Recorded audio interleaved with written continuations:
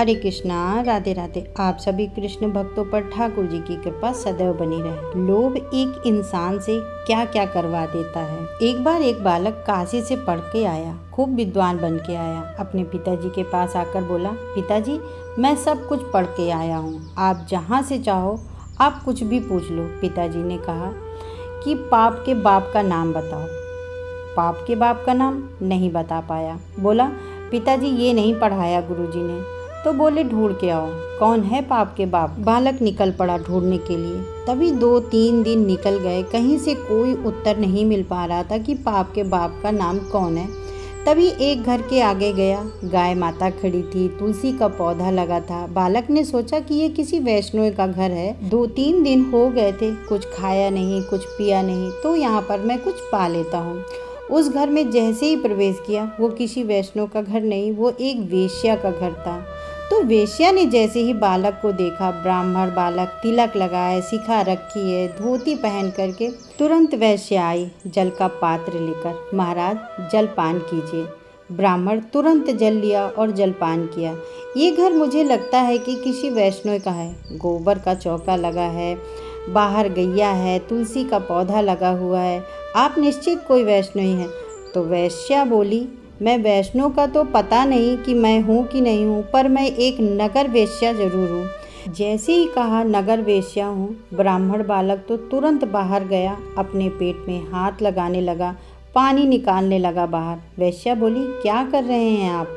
बोले, पाप का बाप ढूंढने निकला था, वो तो मिला नहीं, तुम्हारे घर का आके जल जरूर पी लिया, पाप और कर दिया मैंने। अरे तुम्हारे घर का पानी पिएंगे हम, तुम्हारे हाथ का खाएंगे हम।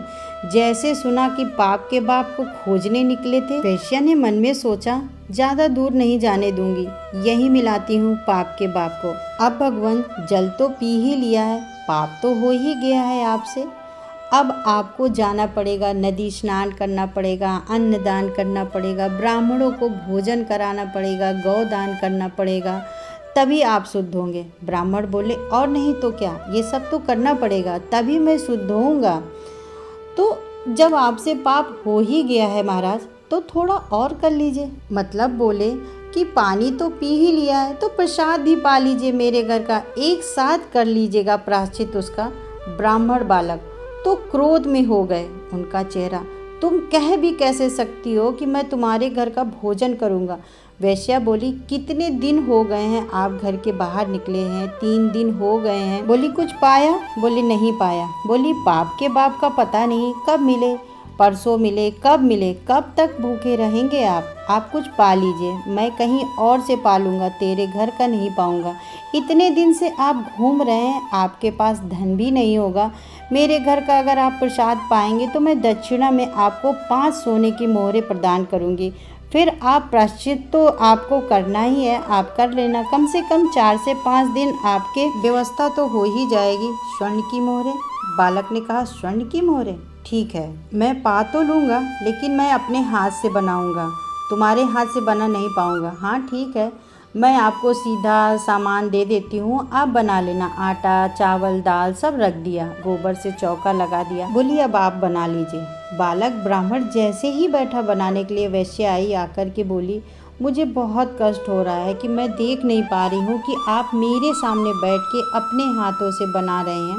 मैं आपको 5 की जगह 10 सोने की मोहरें दक्षिणा में दूंगी, मुझे बनाने दीजिए। ये अवसर मुझे कब मिलेगा पता नहीं।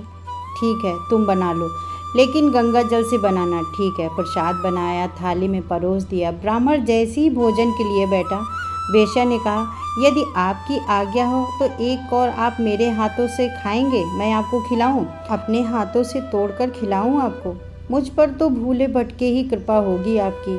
अब जानबूझ करके तो मेरे घर आप आओगे नहीं, अब आप आ ही गए हो तो इतना सौभाग्य दे दो मुझे, मैं एक ब्राह्मण बालक को खिलाऊं। ब्राह्मण बालक बोला, तुम कैसे सोच सकती हो कि मैं तुम्हारे हाथों से पाऊंगा।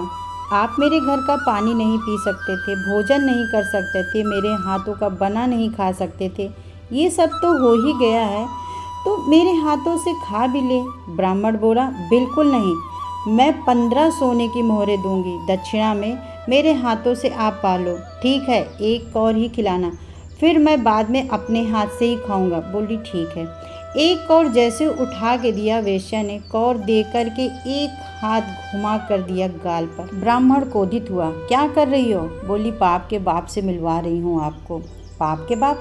कैसे? आप मेरे घर का पानी पीते? नहीं पीते। फिर भी आपने पिया। मैंने अनजाने में पिया था। तो फिर मेरे घर का भोजन क्यों किया? बोले वो तुम्हारी बड़ी श्रद्धा थी, इसलिए। झूठ मत बोलिए। सोने की मोहरों के कारण आपने ये स्वीकार किया। 5 सोने की मोहरों के कारण मेरे घर का भोजन स्वीकार किया। 10 सोने की मोहरों के कारण मेरे हाथों का बना भोजन स्वीकार कर लिया। और 15 सोने की मोहरों पर आप मेरे हाथ से खाने तक को राजी हो गए। अपने पिताजी से जाकर के बता दीजिए, पाप के बाप का नाम है लोभ। एक लोभ आपसे क्या क्या करवा देता है, ये आप खुद विचार कीजिए। चलती हूँ। राधे राधे।